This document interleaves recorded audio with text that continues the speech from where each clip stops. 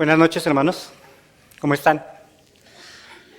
Estamos realmente agradecidos como congregación con el Señor por estos testimonios que tenemos el día de hoy con los bautizos, y no solamente estos, sino los que hemos tenido en las últimas semanas. Cada vez que tenemos temporada de bautizos, por decirlo de alguna forma, es un motivo realmente de gratitud para el Señor.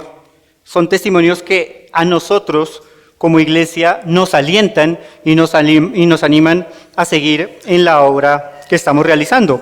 En algún momento he conversado con algunos hermanos, con el pastor Fernando también, con Javi, y llegamos como a la conclusión de que hemos podido escuchar una serie de testimonios en el tiempo que lleva nuestra iglesia, nuestra congregación, y cada uno es especial. Cada uno es particular, cada uno está lleno de emoción, porque al final reflejan la obra de Cristo en la vida de cada una de estas personas que se vienen bautizando año tras año. Nosotros seguimos, cada vez que los escuchamos, asombrados. Yo no sé si a ustedes les pasa lo que a mí, pero cada vez que yo escucho este testimonio, yo digo, gloria al Señor. Es impresionante lo que Él hace en la vida de las personas y me llena de asombro realmente lo que sucede cada vez que escuchamos los testimonios. Con esto en mente, hermanos, yo quiero que leamos ahora acerca de un hombre que con su testimonio, que con su fe logró maravillar a nuestro Señor Jesucristo. Los invito a que me acompañen a la lectura del texto que vamos a tener hoy, que se encuentra en el Evangelio de Lucas, el capítulo 7, los versos del 1 al 10. Entonces, le pido que me acompañen allí. Evangelio de Lucas, capítulo 7, versículos del 1 al 10. Y dice la palabra del Señor. Cuando terminó todas sus palabras al pueblo que le oía, Jesús se fue a Capernaum. Y el siervo de cierto centurión, a quien éste apreciaba mucho, estaba enfermo y a punto de morir. Al oír hablar de Jesús, el centurión envió a él unos ancianos de los judíos, pidiendo que viniera y salvara a su siervo. Cuando ellos llegaron a Jesús, le rogaron con insistencia, diciendo, el centurión es digno que le concedas esto, porque él ama a nuestro pueblo y él fue el quien nos edificó la sinagoga. Jesús iba con ellos, pero cuando ya no estaba lejos de la casa, el centurión envió a unos amigos diciendo, Señor, no te molestes más, porque no soy digno de que tú entres bajo mi techo. Por eso ni siquiera me consideré digno de ir a ti. Tan solo di la palabra y mi siervo será sanado. Pues yo también soy hombre puesto bajo autoridad y tengo soldados bajo mis órdenes. Y digo a este, ve y va, y a otro, ven y viene. Y a mi siervo, haz esto y lo hace. Al oír esto, Jesús se maravilló de él y volviéndose dijo a la multitud que lo seguía, les digo que ni aún en Israel he hallado una fe tan grande. Cuando los que habían sido enviados regresaron a la casa, encontraron sano al siervo. Oremos. Señor, te damos muchas gracias por tu gran amor, por tu gran bondad, Señor. Gracias porque en este día nos has permitido recordar la obra en cada una de nuestras vidas. Porque con estos dos testimonios hemos revivido aquello que tú hiciste hace 2000 años en la cruz del Calvario. Porque cada uno de nosotros, cargando su propia maldad, su propio pecado, su propia inequidad, ha venido, Señor, al encuentro contigo, porque tú te placiste en enviar a tu Hijo unigénito, sin pecado alguno, a morir en la cruz del Calvario, luego de haber vivido una vida perfecta y recta. Que así como lo hemos leído en este pasaje, Señor, ha sido tu Hijo quien fue para hacer milagros, señales, para hablar acerca de tu reino, para sanar enfermos como señal de su deidad, pero sobre todo para cumplir lo que tú habías prometido desde el Génesis, Señor, que un día la simiente de Eva iba a redimir al mundo aplastando la cabeza de Satanás. Y ahora, Señor, nosotros agradecidos de este testimonio que acabamos de leer, de los testimonios que acabamos de escuchar, queremos presentarnos delante de ti para esta enseñanza, confiados en que tu palabra obra perfectamente en nuestras vidas. Te pido, Señor, que haya un mismo sentir para ser edificados conjuntamente a través de esta enseñanza, que seas tú glorificado en medio de nosotros, predicando acerca de tu nombre y de tu verdad. que no nos desviemos a ningún lado, Señor, ni a ni derecha ni izquierda, y que por el contrario nos veamos animados a seguir predicando la verdad de forma genuina y transparente, pero sobre todo buscando a aquellos que se han perdido, que se han extraviado, para que reconozcan que sin ti están aún bajo la condenación y la ira del Padre. Te pido, Señor, que en todo esto, Señor, lo podamos hacer siempre con acción de gracias y en gozo, y lo oramos en el nombre del Señor Jesucristo. Amén. Entonces, esta noche, hermanos, en este Evangelio, Lucas nos enseña las características de una fe maravillosa, la cual debe caracterizar la vida de un creyente genuino, y también se contrasta con una falsa religiosidad de las obras y de los intereses.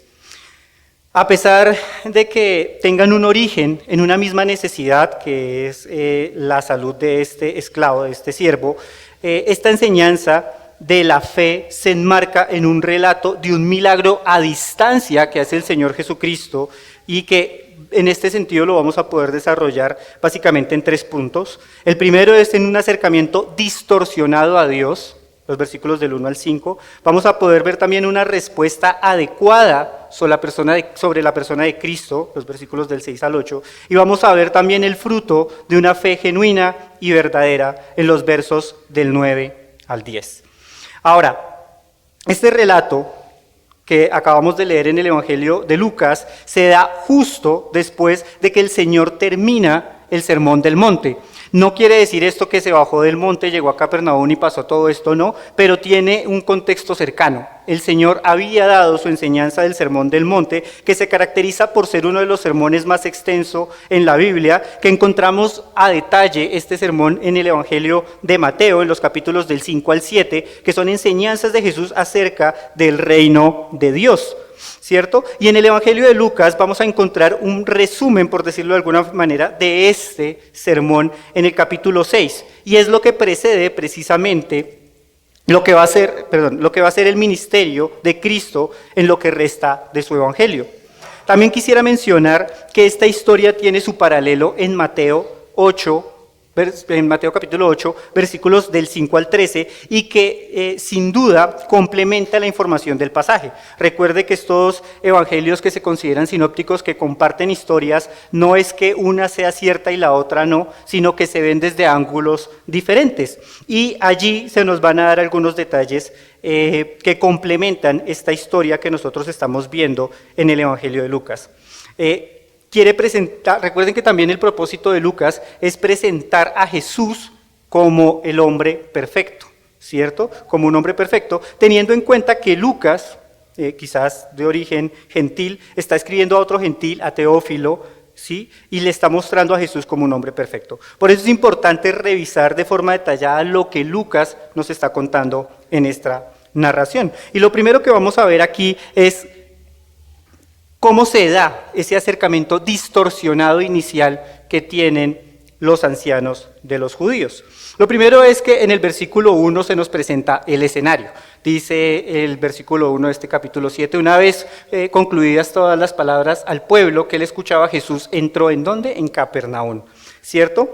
Todas estas palabras, como les digo, es lo que se venía hablando acerca del Sermón del Monte, y él lo dio a las afueras de la ciudad. No fue en una ciudad específica, fue en un monte, fue a las afueras de la ciudad, y es muy posible, probable, leyendo un poco en el contexto, que habitantes de Capernaum hayan escuchado a Jesús, que hubieran estado en esas personas que estuvieron escuchando el Sermón del Monte, que estuvieron presentes durante las enseñanzas. Capernaum era una ciudad realmente importante, de paso comercial, por decirlo de alguna manera, y allí Jesús estableció, por decirlo de alguna forma, una base del Evangelio al norte de Israel, sobre la región de Galilea, la región nororiental de Galilea. Y algunos de sus discípulos eran o vivían en esta ciudad.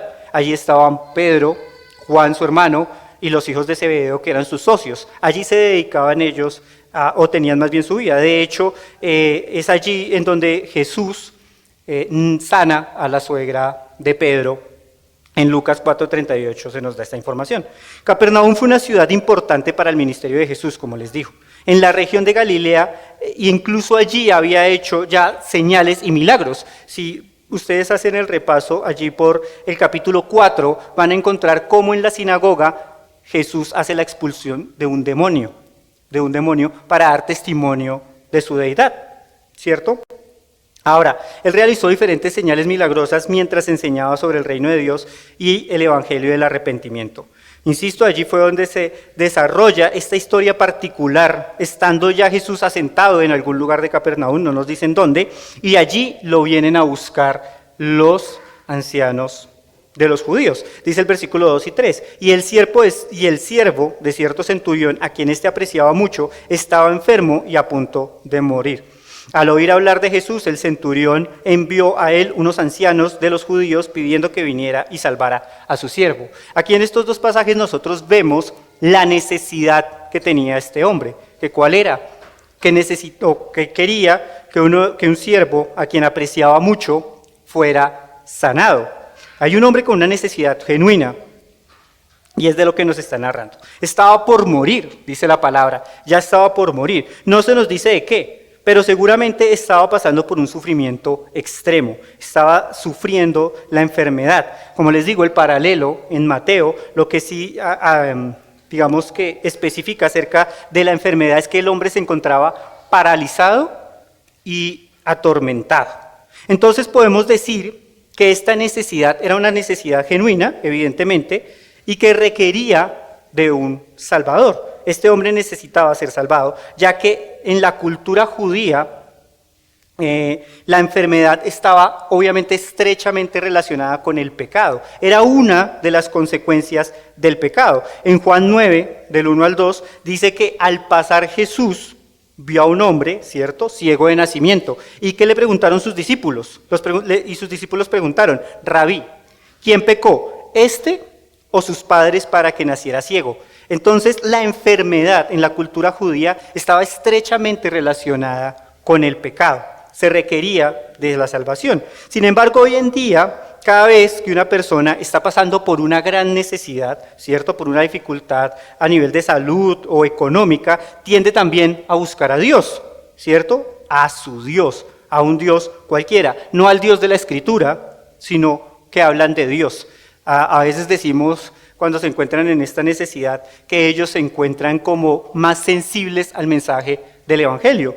Para no ir muy lejos, cuando nosotros vamos a evangelizar a la cárcel, puede ser evidente que uno espere que ellos lleguen ávidos a que uno les comparta acerca de Jesús o acerca de Dios, porque están en una necesidad. Ellos quieren salir del lugar en donde están en la prisión, pero eso no sucede. Al final yo no sé cuál sea la necesidad que de pronto usted pueda estar pasando en este momento, que pueda estar atravesando hoy. Quizás sean necesidades también a nivel de salud o que un familiar, un amigo está enfermo, ¿cierto?, de gravedad, un hijo inclusive que está enfermo, un padre, no lo sé. Quizás también sea una necesidad económica, ¿sí? Cada una de estas necesidades en sí misma pueden mostrar nuestra incapacidad a tal grado que sabemos que no lo podemos resolver nosotros mismos, que necesitamos de entidades externas e incluso entidades divinas para poder tener una respuesta. Y esto era lo que estaba sucediendo con este centurión.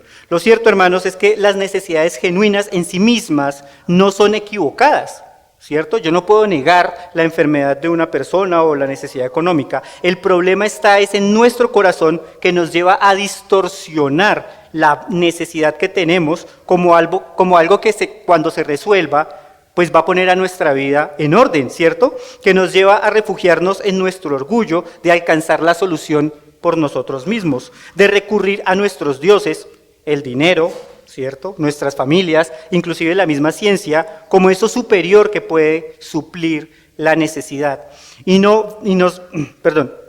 Y muchas veces esa necesidad se relaciona directamente con nuestra condición caída, es parte de la consecuencia de nuestro pecado, sin duda. Es decir, buscamos o tendemos a buscar de manera distorsionada a Dios, ¿cierto? El centurión entonces buscó a Jesús por medio de unos mensajeros bien particulares, ¿Quiénes eran esos mensajeros? Dice el versículo 3. Al oír hablar de Jesús, el centurión envió a él unos ancianos de los judíos pidiendo que viniera y salvara a su siervo.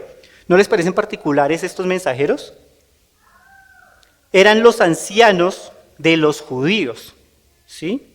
Quizás los dirigentes o los principales de la sinagoga que este centurión había financiado, ¿cierto? Que ya conocían a Jesús, porque ya lo habían visto predicar, lo habían hacer sus milagros, sus obras, sus señales poderosas, ¿cierto? Sabían que Jesús tenía la posibilidad de sanar a este siervo.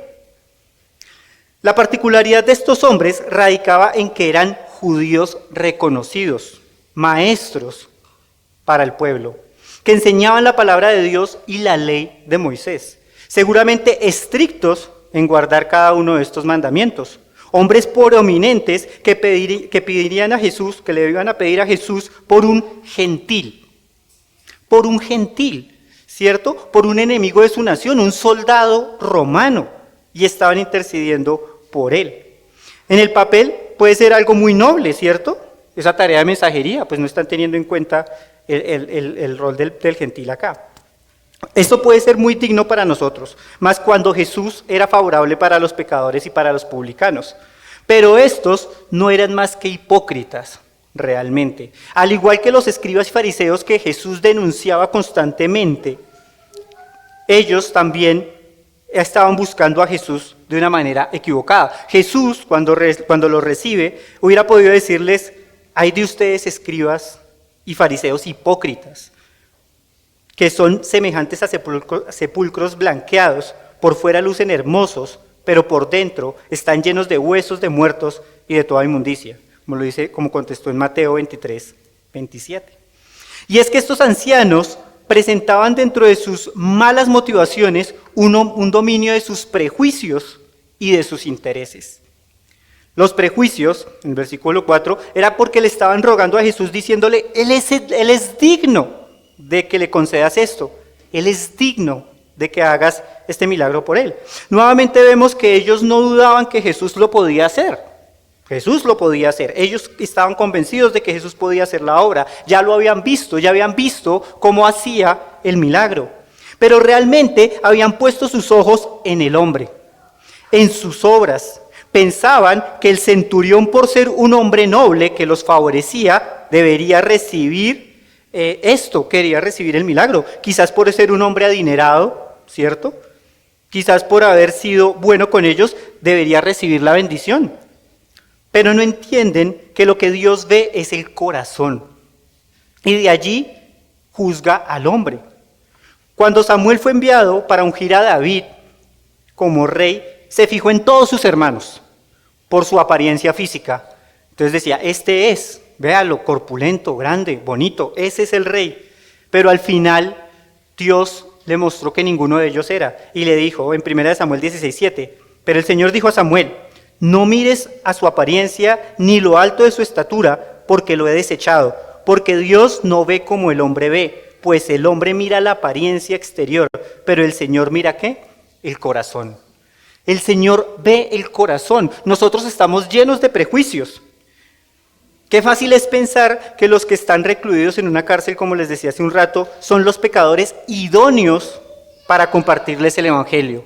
O que las personas que de pronto están en un hospital a punto de morir también son los dignos de ir a compartirles el mensaje de salvación, ¿cierto? Sería fácil pensar que ellos van a responder positivamente al evangelio, pero no es así. Como les digo, quizás nos desgastamos evangelizando al celador del edificio, al compañero del trabajo, al amigo de la universidad, porque ese sí que tiene necesidades, conozco su vida y está pasando por momentos difíciles. Pero tristemente no vamos a quienes debemos ir primero, los que son nuestra mayor urgencia, a nuestros padres, a nuestros hermanos, a nuestros hijos. Ellos son realmente a los primeros que debemos acudir. Yo no quiero con esto decir que está mal predicar por fuera de nuestros hogares el evangelio. Al contrario, tenemos que hacerlo con diligencia y gloria al Señor. Lo hacemos una vez al mes en nuestra congregación, salimos a predicar al barrio, ¿cierto? No los conocemos y les predicamos el mensaje de arrepentimiento, pero lo primero que tenemos que hacer es ir a los cercanos y decirles, este es el mensaje de la salvación, y no estar siendo guiados por los prejuicios. Nosotros no podemos juzgar quién es digno del evangelio, ¿cierto? Olvídelo, todos, absolutamente todos los hombres han sido destituidos de la gloria del Señor, como lo dice Romanos 3:23. Todos hemos pecado, todos hemos sido desechados. Pero a veces pensamos como estos ancianos, que alguna persona merece la salvación por sus acciones de bondad. Que aquellos que quizás están llevando en las noches chocolate caliente y pan por las calles del centro, esos merecen el cielo, entonces toca predicarles a ellos el evangelio. Pero este evangelio es falso, y como dice Pablo también a los Gálatas, ¿no? Debe ser considerado, ¿qué? Anatema, debe ser considerado un falso evangelio. Ahora, el verdadero evangelio lo resume Pablo en su carta a Tito 3:5. Y dice así, Él nos salvó no por las obras de justicia que nosotros hubiéramos hecho, sino conforme a su misericordia, por medio del lavamiento de la regeneración y la renovación por el Espíritu Santo. No fue por obras de justicia, nosotros no podemos hacer obras de justicia. No hay otra forma de acceder a Jesús. Las obras son ofensivas a Dios, son despreciables a sus ojos. Por más piadosas que aparenten ser, no dejemos nublar nuestro entendimiento. No hubo nada bueno en usted para que Dios pusiera los ojos para su salvación. Lo único que pudo ver en usted, lo único que pudo ver en mí fue pecado, para poder extender su mano en gracia y otorgarnos salvación. Y asimismo también con los intereses. El versículo 5 dice, porque Él ama a nuestro pueblo y Él fue quien nos edificó una sinagoga. Muy, muy nobles estos hombres están yendo a buscar a Jesús para favorecer un hombre que los favorece a ellos, que ya les construyó una sinagoga, a un hombre que los ve con bien. Estos ancianos de los judíos, aparte de prejuiciosos, son interesados. La razón que da para que Jesús les sane al siervo es que los ama y que les construyó una sinagoga, es que les sirve, y esto es nefasto. Cuando vemos los intentos de fe mediados y socavados por los intereses, hay ruina. Bien dijo el Señor que no se puede servir a dos señores, porque se amará a uno y se aborrecerá al otro. No se puede servir a Dios y a las riquezas. Quizás usted quiere predicar el evangelio a su jefe, eso está bien y es noble, pero lo está haciendo porque ve allí un alma que puede ser redimida, o porque quizás si lo hace, él se vuelve cristiano y lo va a empezar a ver con mejores ojos, ¿cierto? Usted va a poder trabajar un poco más suave, va a poder estar trabajando un poco más relajado. Quizás le puede dar un par de días más en las vacaciones. Es que si le predico el evangelio a mi tío y se salva, este me puede patrocinar el Semtex. Entonces, pongámonos a trabajar allí. Ahora, estas intenciones equivocadas, estos prejuicios, hacían que estos ancianos de los judíos realmente insistieran a Jesús con la petición, ¿cierto? Allí dice el pasaje en el versículo 4 que le rogaban con insistencia. O sea, eran insistentes, realmente estaban dedicados a la tarea. Esas malas motivaciones por el interés, a veces queremos simplemente ser vistos como piadosos al momento de compartir el evangelio. Y nosotros debemos realmente cuidar que nuestro corazón no esté inclinado a favorecimientos a terceros o a favorecimientos a nosotros mismos o a los cercanos, más allá de pensar en la gloria que trae un corazón redimido al Señor. Eso es lo que nos tiene que nosotros tener a pensar, la gloria de Cristo salvando almas. Ahora, ya que estamos viendo esta forma equivocada en que estos mensajeros se acercaron a Jesús, veamos realmente cuál es una respuesta adecuada sobre la persona de Cristo, y nos lo encontramos allí en los versos del 6 al 8. Y antes de ver estas características de la fe verdadera, también quiero que revisemos y miremos la persona que está haciendo la solicitud, porque hasta el momento solo hemos mirado a unos mensajeros malos que este centurión envió. Volviendo un poco al versículo 2, dice, y el siervo de cierto centurión, ¿cierto? Lucas nos menciona que el siervo de un centurión que acude a los ancianos de los judíos para que intercedan por él. Un centurión es un soldado romano, ¿cierto? Es un oficial que está al mando de un grupo de soldados.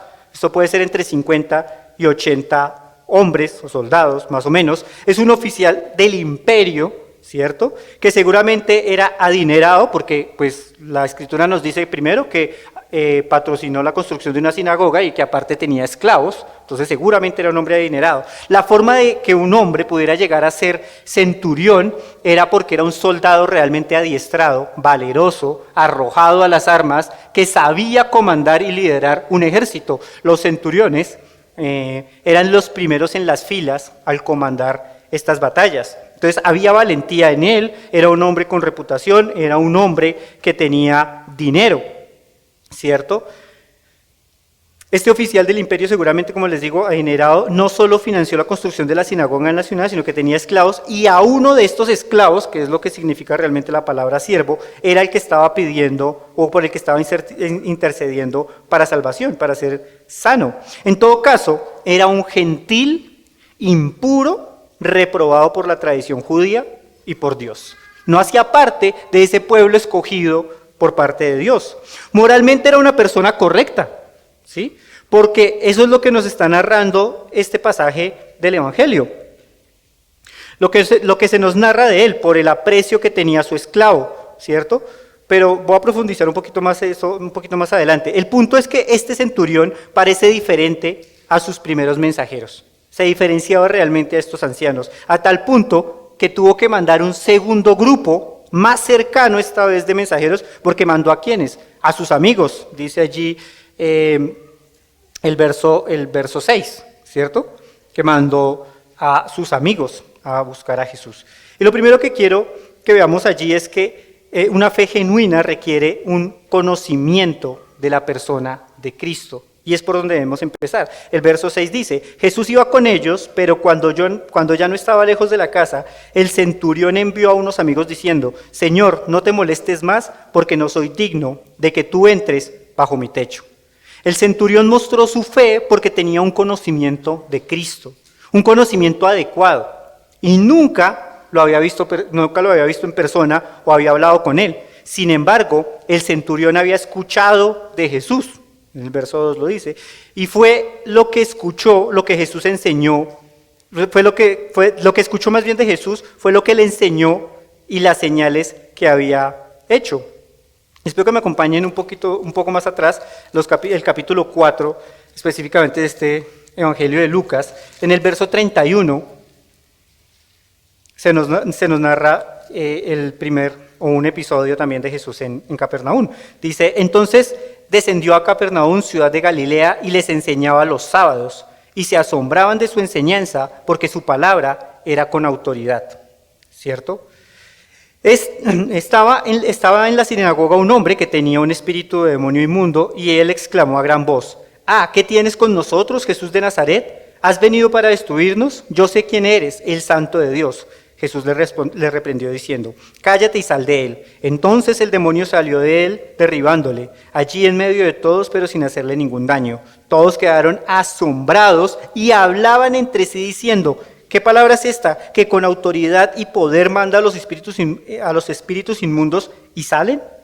Más adelante también allí en el capítulo 5, en el versículo 17 dice, y aconteció en uno de esos días que Jesús estaba enseñando y estaban sentados allí unos fariseos y maestros de la ley que habían venido de todas las aldeas de Galilea, de Judea, de Jerusalén. El poder del Señor estaba con él para sanar. Y aquí unos hombres traían sobre una camilla a un hombre que era paralítico y procuraban llevarlo dentro y ponerlo delante de Jesús. Después de que lo ponen en el techo y demás, en el versículo 20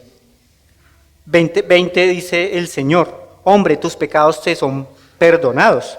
Y el versículo 21 dice, entonces los escribas y los fariseos comenzaron a razonar diciendo, ¿quién es este que habla blasfemias? ¿Quién puede perdonar pecados sino solo Dios?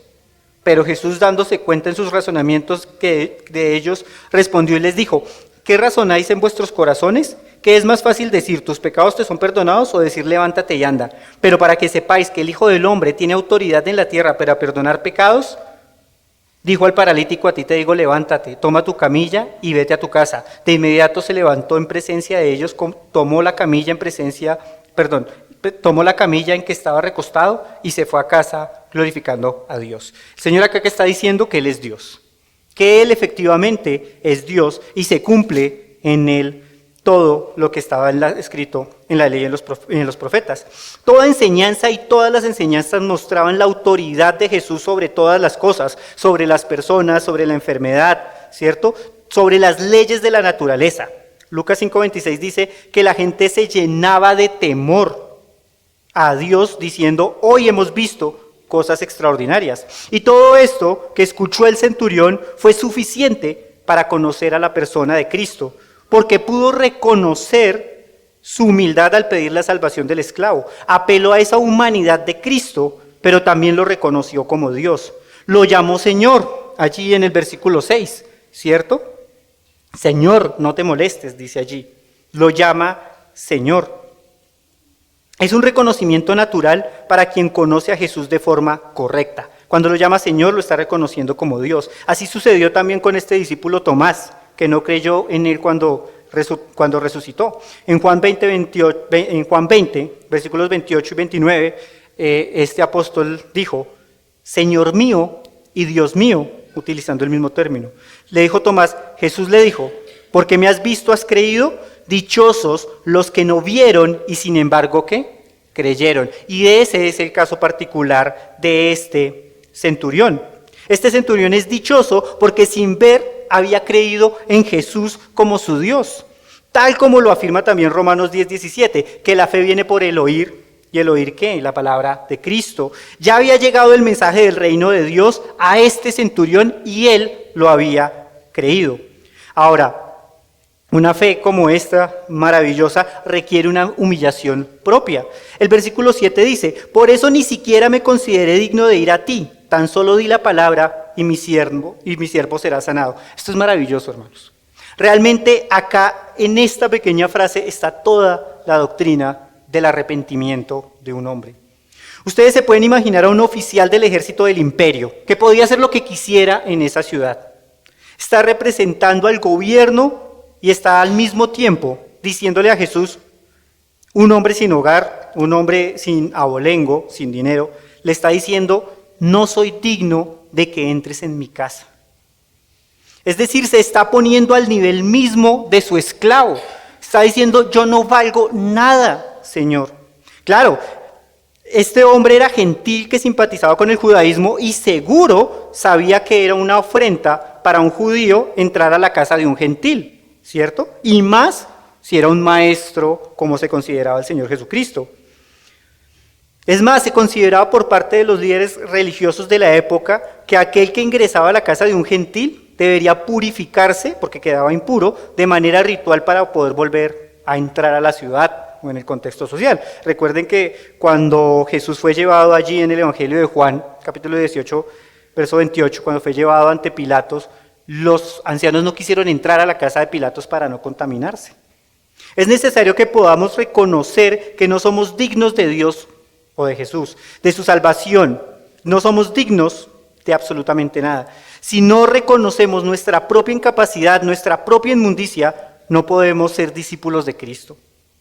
Recuerden que Él vino a llamar a los pecadores, no a los justos. Allí en Lucas 5:30 y 33 lo vemos. Y los fariseos y sus escribas se quejaban a los discípulos de Jesús diciendo, ¿por qué comen y beben ustedes con los recaudadores de impuestos y con los pecadores? Jesús les respondió, los sanos no tienen necesidad de médico, sino los que están enfermos. No he venido a llamar a justos, sino a pecadores al arrepentimiento. Ahora, ser de nacionalidad romana era una distinción altísima. Si ustedes recuerdan, el mismo apóstol Pablo apela a una audiencia con el propio César por su nacionalidad romana. En Hechos 22, 25 al 29, cuando es apresado, dice el texto, que cuando lo estiraron con correas, Pablo dijo al centurión que estaba allí, ¿le es lícito azotar a un ciudadano romano sin haberle hecho juicio? Al oír esto, el centurión fue al comandante y le avisó, ¿qué vas a hacer? Porque este hombre es ciudadano romano. Vino el comandante a Pablo y le dijo, dime, ¿eres ciudadano romano? Sí, contestó él. Y el comandante respondió, yo adquirí esta ciudadanía por una gran cantidad de dinero, pero yo soy ciudadano romano de nacimiento, le dijo Pablo. Entonces los que iban a someterlo a azotes, al instante lo soltaron. También el comandante tuvo temor cuando supo que Pablo era ciudadano romano y porque lo había atado con cadenas. Y en el mismo libro de los Hechos, el capítulo 25, los versos 11 y 12 dicen: si soy pues un malhechor y he hecho algo digno de muerte, no rehúso morir. Pero si ninguna de estas cosas de que estos me acusan es verdad, nadie puede entregarme a ellos. Apelo al César. Entonces Festo, habiendo deliberado con el consejo, respondió: al César has apelado, al César irás. ¿Se imaginan tener una audiencia directa con el rey? Eso solo lo podía otorgar la nacionalidad romana. Y el centurión tenía el honor de ser un ciudadano romano, de ser de la élite del mundo conocido. Mejor dicho, tenía más que una visa de residencia, él tenía la nacionalidad americana misma en este momento, si lo quisieran ver ustedes así, comparado hoy. Y con toda esa dignidad, pudiendo apelar a su autoridad humana, de haber traído a Jesús incluso a la fuerza, se humilla a los pies de Cristo, rogando que le sea concedida una petición. No pregunta si el Señor puede sanarlo. Él también ya sabe que lo puede hacer, pero sabe que depende de la voluntad de Dios. Esta es la más alta comprensión de la deidad de Cristo, de su soberanía, de que es una soberanía de Dios mismo. Quizás usted no vaya a ser sanado, ¿cierto? Quizás nunca salga de esa mala situación financiera. Quizás la muerte venga a su familia de manera inesperada. Pero Dios tiene el control de todas las cosas y sin su consentimiento nada va a poder suceder. De hecho, cuando Pablo es capturado y apela al César, Cristo le manifiesta que era necesario que eso pasara porque la voluntad de él, la voluntad de Dios, era que fuera y presentara testimonio ante ¿quién? Ante el mismo César. Que fuera ante este tribunal a predicar el evangelio. Entonces, así como este centurión tuvo que reconocer su indignidad, todo aquel que busca genuinamente a Dios debe reconocerlo también. Somos indignos porque el pecado nos hace inmundos delante del Señor. Hemos sido rechazados y encontrados reprobados por no adorar al verdadero Dios, solo como Él merece, por robarnos la gloria de Dios y hacerla nuestra, por hacernos nuestros propios dioses. Hermano, ¿realmente entiende su humillación, su indignidad a causa de la contaminación de su pecado? Ahora, también esta fe genuina requiere una humildad de corazón. El versículo 8 de este mismo capítulo dice: pues yo también soy hombre puesto bajo autoridad y tengo soldados bajo mis órdenes. Y digo a este: ve y va, y a otro: ven y viene, y a mi siervo: haz esto, y lo hace. Esta declaración es hermosa. En estas frases tan simples, el centurión reconoce lo que los líderes del pueblo, los ancianos de los judíos, no podían ver. Que Jesús es Dios mismo y como Dios, solo Él puede solucionar su necesidad, la salvación de su siervo y de sí mismo. Su indignidad lo hacían aborrecible al mismo Señor Jesucristo. Pero si Él así lo quiere, puede dar la salvación. Solo di la palabra y no más. Porque eres Dios, porque en el principio era el Verbo, y el Verbo estaba con Dios, y el Verbo era Dios. Dios mismo. La palabra de Dios da vida. Jesús dio vida cuando decía: tus pecados te son perdonados. O eres limpio, desde ahora no peques más. Cada vez que el Señor decía estas cosas, impartía vida espiritual a estas personas, ¿cierto? Y esto lo reconoce este gentil indigno. Mi Señor, di la palabra, solo dilo, porque tú eres mi Dios. Jesús es su Dios, es su Señor. ¿Realmente usted está preocupado por hacer la voluntad de quien lo salvó? Debemos estar dando nuestras vidas por Jesús, como dice el centurión, que si Él dice ve, pues yo voy, y si Él dice haz esto, yo lo hago, sin reparo, sin justificación, solo obedezco a la voluntad de Dios, a su palabra, porque aquel que se entregó por mis pecados no me va a pedir nada contrario a su naturaleza, que es la santidad.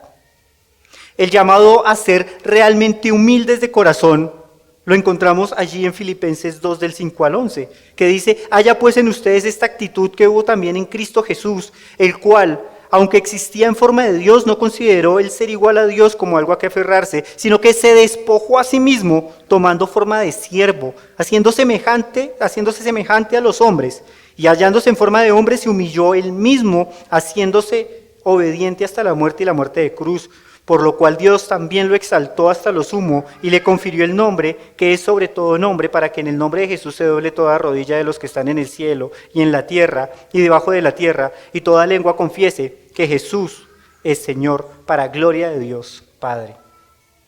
Cristo se humilló tomando forma de hombre, y yo me aferro a ser el gerente de la mega compañía, ¿cierto? Pagando quizás coimas. Yo me aferro a ser el mejor estudiante, quizás haciendo copia. Me aferro a ser el mejor padre, a ser la mejor madre, manipulando el amor de mis hijos. Despojémonos del peso del pecado para poder decir gloria al nombre del Señor Jesucristo. Lo que sí le aseguro es que esa humildad de corazón por el Evangelio trae una bendición, trae la bendición más gloriosa que nosotros podamos tener. La fe tiene frutos, y ese es el último punto para ir concluyendo.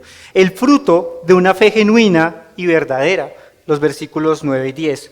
Cuando Jesús oyó esto, se maravilló de él, y dándose vuelta dijo a la gente que le seguía: os digo que ni aún en Israel he hallado tanta fe. Si bien este gentil, a diferencia de muchas otras personas con Jesús, no lo vio, ¿cierto? Yo no he visto a Jesús físicamente, y espero que ninguno de ustedes lo haya hecho. Él no lo vio tampoco, no lo había visto hasta ese momento, sí mostró frutos de arrepentimiento que caracterizan su fe. Y nosotros las vamos a poder identificar a lo largo de todo este pasaje. Claro, ya ha dicho que no es por obras. Evidentemente no va a ser por obras, nunca va a ser por obras. Pero también dice Santiago en su carta, en el capítulo 2, verso 17 al 18, así también la fe por sí misma no tiene obras, está muerta. Pero alguien dirá: tú tienes fe y yo tengo obras, muéstrame tu fe sin las obras y yo te mostraré mi fe por mis obras. Es decir, las obras no aportan nada para la salvación, completamente de acuerdo, pero sí muestran un testimonio de una fe genuina y verdadera. Y este hombre daba muestras de eso, de una fe genuina a través de las obras, a través de los frutos. Y básicamente podemos reconocer 4 frutos de esa fe. Primero, el amor, la generosidad, 3. El amor, la generosidad y la esperanza caracterizaban a este centurión.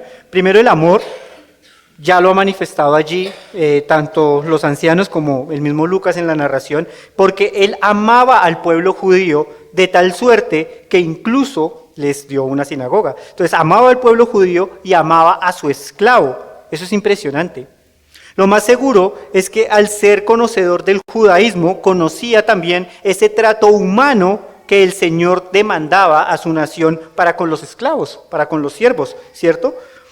Pero los amaba profundamente, y la única forma de poderlo hacer es con una fe genuina, con un temor genuino por el Señor. Para los romanos la esclavitud se ejercía con dureza, ¿cierto? El amo podía decidir sobre la vida de su esclavo, incluso determinarla cuando fuera necesario, cuando lo quisiera. Ahora, una fuerza de trabajo inutilizada, ¿cierto?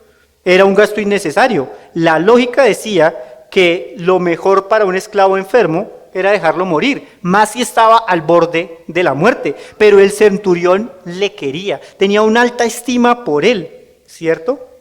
Le tenía una alta estima, y eso era lo que está mostrando aquí. Le amaba de alguna forma. No se nos dice nada del esclavo. Podría haber sido un hombre letrado, un hombre con conocimiento, ¿cierto?, de buenos oficios. Si había sido adquirido al momento de subyugar a alguna otra nación, podría ser un hombre que quizás tuviera un conocimiento que fuera significativo. No lo sabemos porque no nos lo dice el texto. Algunos esclavos en este tiempo podrían ser puestos incluso para educar a los niños en el hogar. No sabemos al final nada de esto, no sabemos qué utilidad podía tener este siervo, pero al final era un siervo, era un esclavo que era estimado en gran manera por el centurión. Así como Pablo intercede por Onésimo, ¿Lo recuerdan? En esa carta dirigida a Filemón, con esa misma ternura, con ese mismo amor, este centurión está intercediendo por este hombre, con el mismo amor, con la misma ternura que lo está haciendo Pablo ante Filemón, lo hace el centurión ante Cristo. Ahora, ¿a usted lo caracteriza quizás este amor? Recuerde que esta es una característica de un verdadero creyente. Jesús le dijo a sus discípulos en el Evangelio de Juan: les doy un nuevo mandamiento, que se amen los unos a los otros como yo los he amado, ¿cierto? Y el mundo sabrá que son mis discípulos por la forma en que se aman. Juan 13, del 34 al 35. Y esa forma de amar, pues derrocha generosidad hasta la muerte. Cuando Pablo hace el recorrido por las iglesias, llega con una ofrenda a la iglesia de Jerusalén porque da fruto de generosidad. El amor produce un fruto de generosidad. También tenía un corazón generoso este centurión. Parte de la demostración de su amor era precisamente esa, que daba dinero para quienes amaba. Patrocinó la construcción de una sinagoga. Hacer un edificio no sale realmente barato. Santiago habla específicamente de cubrir las necesidades de los hermanos como una muestra de la fe viva, ¿cierto? Porque dice, parafraseando un poco a Santiago, que si uno ve que su hermano está en necesidad, que no tiene vestido, que no tiene comida, pero le dice, ve, sáciate y vístete y después hablamos, eso no es amor. Tampoco es una fe genuina. El que tiene una verdadera fe, una fe genuina, toma a su hermano, lo cubre, le ayuda a vestir, le da de comer y lo trae a Cristo. Eso es una muestra del amor verdadera, la generosidad. El Señor le ha dado unos recursos a usted para que sea generoso con ellos. Como ya nos enseñó la vez pasada el hermano Abraham, ¿cierto? Hay que dar con liberalidad, con gran amor, ¿sí? Hay que dar para la obra del ministerio, para el hermano en necesidad, para lo que pueda contribuir a dar gloria al Señor. Quizás hoy no va a ser construyendo una sinagoga, pero nos encontramos nosotros en adecuaciones de la iglesia. ¿Por qué no ayudar y contribuir ahí? Obvio, con lo que el Señor le ha dado. Sea generoso con eso que el Señor le ha dado. Ahora, otra muestra de esa fe, u otra obra de la fe, es la esperanza. Es la esperanza. Y ahora, la fe enmarca la esperanza de la salvación. Como ya les dije, este hombre no dudaba que Jesús tuviera la autoridad y el poder para sanar. De hecho, asegura que su palabra es suficiente para sanar sin necesidad de estar presente. Jesús lo pudo sanar, lo pudo sanar. Esa es la base de su esperanza, la esperanza de este centurión. No en que ya Jesús tenía el poder para sanarlo, ¿cierto? La autoridad sobre la enfermedad y la muerte, esa es la esperanza que él tiene. Su esperanza se centraba en Jesús como máximo consumador de la fe. Como dice el autor de Hebreos también, puestos los ojos en Jesús como autor y consumador de la fe. Hebreos 12:2. Entonces estoy seguro que la sanación de su siervo al final no afectaba la esperanza del centurión, ¿cierto? No afectaba la esperanza que este hombre ya había depositado en la persona de Cristo. Así como no puede afectarse la esperanza de un creyente en cualquiera que sea las circunstancias. Cuando la fe se pone en la persona de Jesús, su esperanza debe estar firme en Él y solo en Él, sin importar las circunstancias. Ahora, por otro lado, esta fe genuina de este centurión pues sirve como testimonio para el Evangelio. Es interesante por demás que una fe verdadera como esta traiga la posibilidad de evangelizar. Es un regalo maravilloso de parte del Señor. Es un testimonio poderoso para mostrar a los demás a Cristo. En el verso 9 de este pasaje Jesús da una muestra inequívoca de su humanidad. Se maravilla de la fe del centurión. Este pasaje, junto con las lágrimas de Jesús por su tristeza en la muerte y la vuelta a la vida de Lázaro, que nos narra también el apóstol Juan, me llenan a mí de asombro. No hay forma de negar la humanidad de nuestro Señor cuando encontramos que en este pasaje se maravilló de la fe del centurión, o cuando en el pasaje de Juan llora en el contexto de la muerte de Lázaro, ¿cierto? Cristo estaba sujeto a sus emociones, no lo dominaban evidentemente, pero manifestaba sus emociones, estaban presentes en él y en todo lo que hacía, así como las emociones también están hoy presentes en ustedes y en mí, ¿cierto? Nos asombramos, lloramos, tenemos hambre, nos enojamos, y esta gama de emociones humanas a esta gama de emociones humanas se expone el Señor Jesús al humillarse tomando la forma de hombre, como ya lo vimos. La diferencia es que Él no pecó. Decir que mi fe puede asombrar al mismo Hijo de Dios es un pensamiento que no me cabe en la cabeza. No lo entiendo, pero es una realidad. Jesús se asombró de la fe genuina del centurión. Pero no solo sirve como testimonio para Jesús, sino que Jesús voltea a la muchedumbre que lo está siguiendo, ¿cierto? A toda la multitud que le seguía, todos judíos que esperaban sacar provecho del milagro, estaban quizás buscando la oportunidad para su milagrito. Dice la palabra del Señor que muchas personas lo seguían esperando a ver si lo podían tocar para poder ser sanados, ¿cierto? Estaban ahí pendientes del hacedor de señales, ¿cierto? Pensando quizás solamente en sus necesidades. Y Él se voltea y les dice, digo que ni aún en Israel he hallado una fe tan grande. Esto es serio. Él pone al centurión como un ejemplo de fe. Y es fuerte esa declaración porque llama a sus seguidores, ¿cierto?, a que imiten esa fe genuina de un gentil. Que se humillen como este hombre se humilló, porque ellos que tienen a los profetas, que tienen a los escribas, que conocen la ley de Moisés, que son instruidos por ancianos en las sinagogas, que tienen a los fariseos y a los escribas, conocedores de la palabra de Dios, estaban lejos de mostrar la verdadera fe. En cambio, un hombre pecador, indigno hasta lo sumo, comprende el evangelio y no solo lo comprende, sino que lo vive.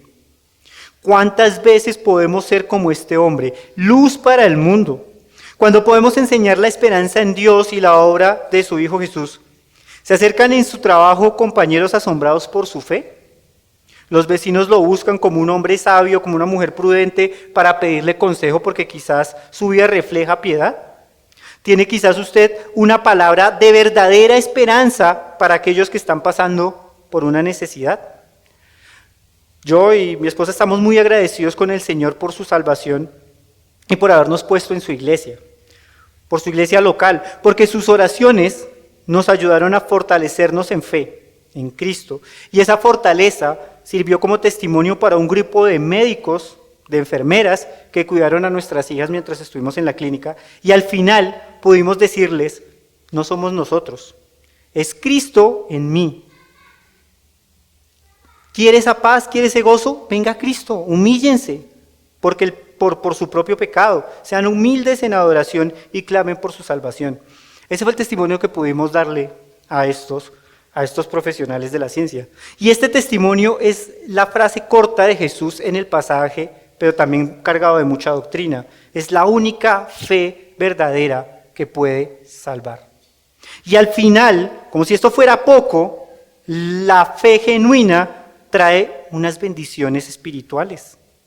Hermano, y si esa fe es verdadera, solo podemos ahora recibir esas bendiciones. El pasaje cierra con el verso 10, que parece hasta inclusive muy, muy simple y hasta un poco soso, ¿no? Cuando los que habían sido enviados regresaron a la casa, encontraron sano al siervo. No dice nada más. No dice en qué momento, no dice cómo fue la reacción del siervo o del centurión, no dice absolutamente nada más. Solo que encontraron sano al siervo. Este cierre es maravilloso. No porque su petición se haya resuelto de manera positiva, sino porque da testimonio de las bendiciones espirituales de Cristo, de la salvación.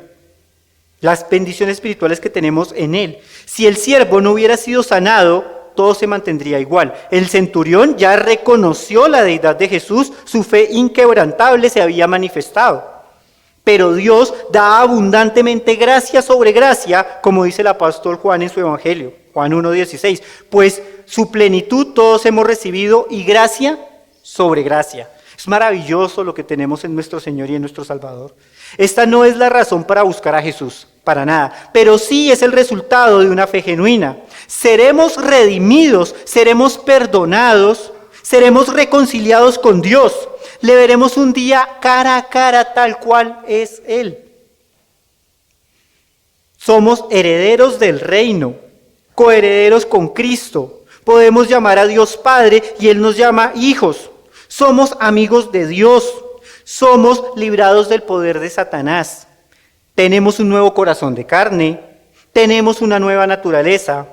Y lo más sorprendente, tenemos al mismo Dios, el Espíritu Santo, morando en nuestros corazones, morando en nosotros, ¿cierto? Como garantía de sus promesas. Lo tenemos todo. Tenemos todo, no nos falta absolutamente nada. Y si padecemos de alguna enfermedad larga y dolorosa, gloria a Dios, porque le tenemos a Él. Si sufrimos muerte de familiares, gloria al Señor que nos consuela.